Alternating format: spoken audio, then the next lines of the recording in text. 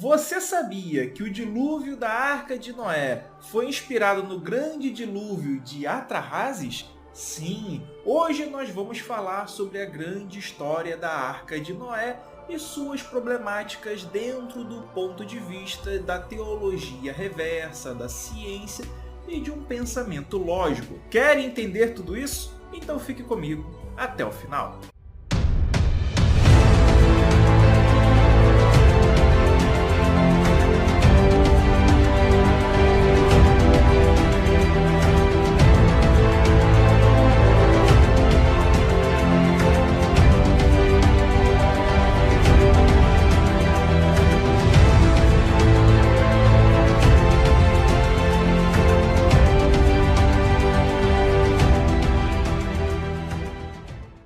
Então fala aí galera, meu nome é Antônio, eu sou um especialista em teologia reversa. Ou seja, eu mostro para você aquilo que comumente você dificilmente, raras vezes ou nunca irá ver em nenhuma instituição religiosa, em nenhum centro teológico, pois isso não é comentado, pois pode levar as pessoas de uma maneira racional a desacreditarem nos contos bíblicos.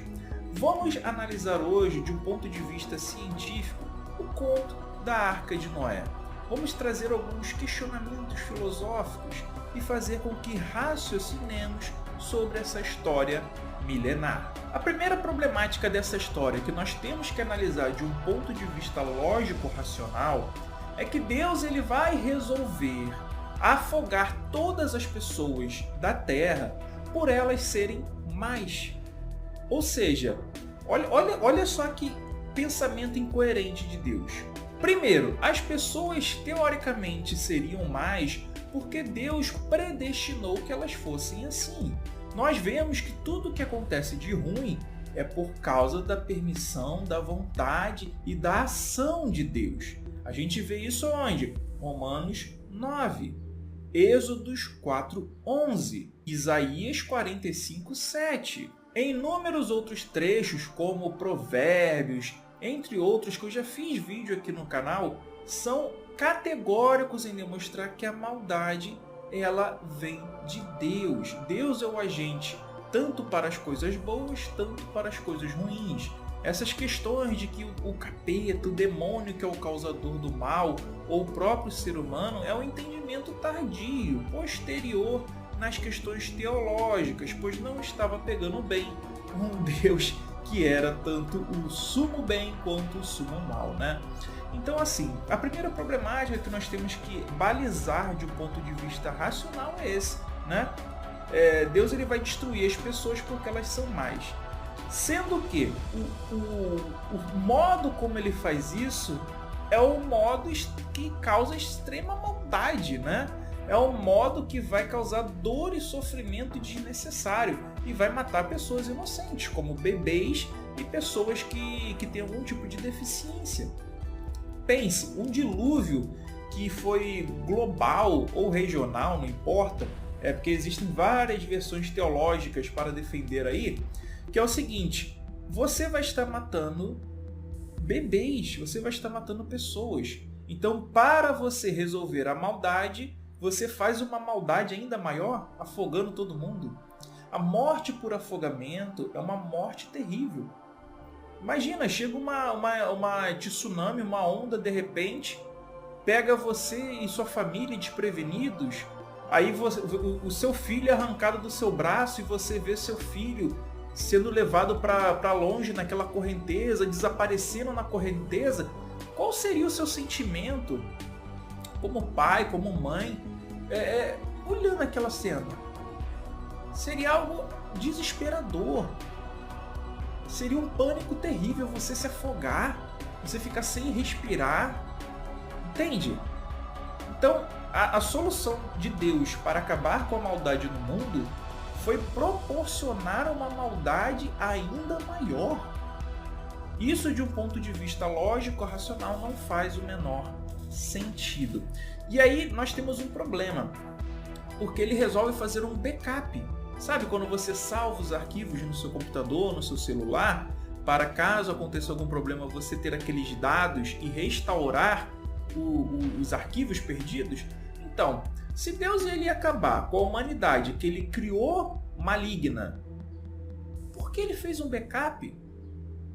E logo um backup de Noé, que é um cara que foi pego bêbado, né, pelo seu filho Cã, e que ao descobrir que Cã, aí vai ter um debate, se o problema foi só Cã ter visto ele nu, ou se ali ele cometeu um ato sexual com Noé, né, abusou de Noé, e por isso Noé amaldiçoou Canaã, né?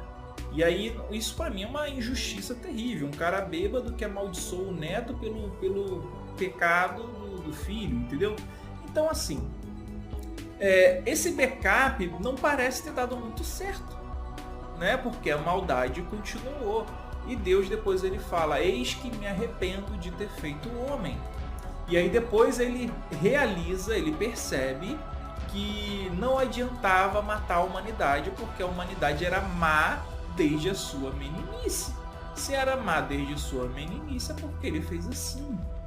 Entende? Então, o argumento lógico para o dilúvio, ele não faz sentido. Ele não é um argumento racional. Agora, eu quero adentrar aqui em outra parte com vocês em relação à Arca de Noé, que é o seguinte.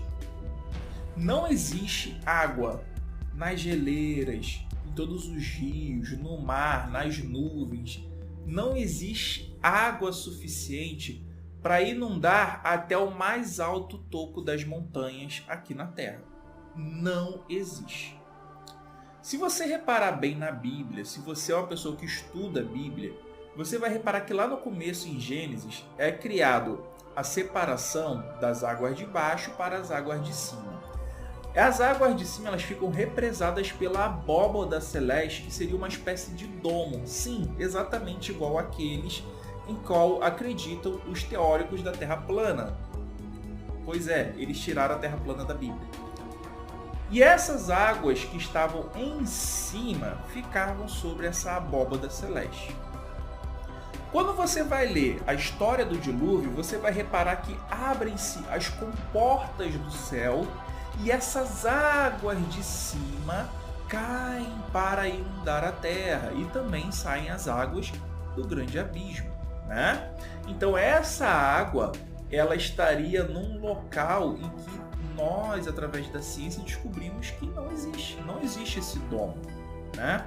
Quantas espaçonaves aí já mandamos para fora da atmosfera terrestre, agora já mandamos até espaçonave para fora do sistema solar, tá?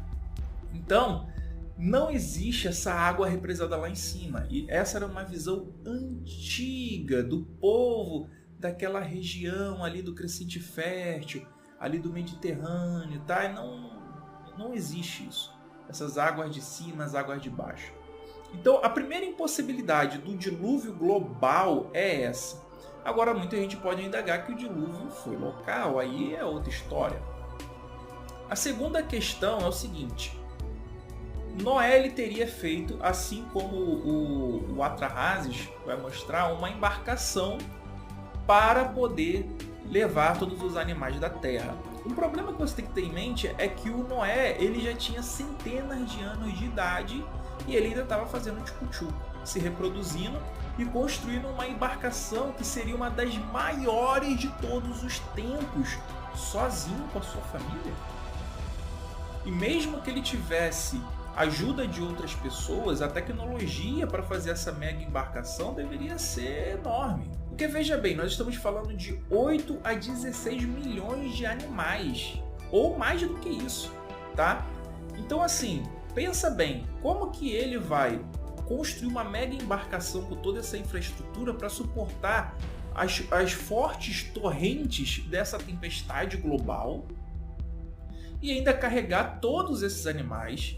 E você tem que pensar o seguinte, não era só os animais que ele deveria carregar, ele deveria carregar também todos os alimentos para garantir a sobrevivência desses animais durante anos, pois toda a vegetação, toda a alimentação da Terra teria se perdido. E essa vegetação ela teria que ser específica para cada espécie de animais, pois tem animais que comem uma espécie de planta que não vai comer outra. E os animais carnívoros?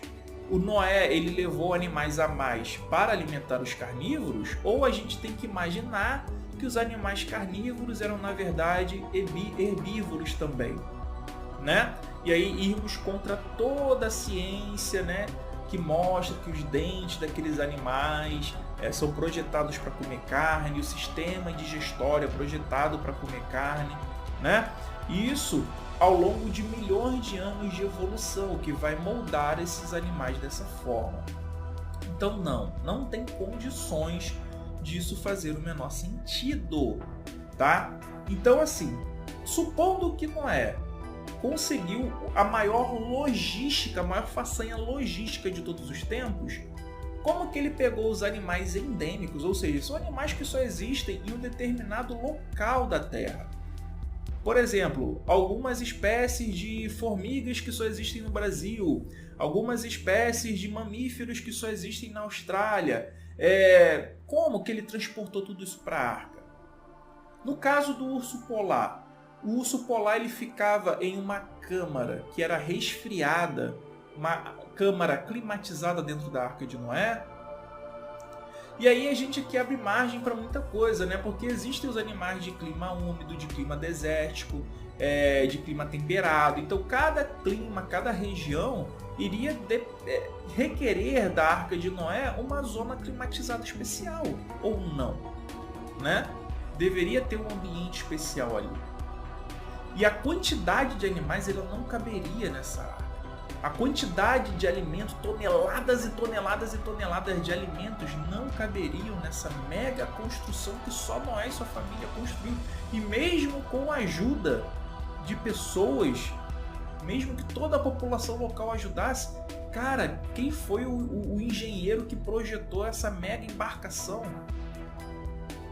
Entende? São muitas problemáticas para a gente ter que acreditar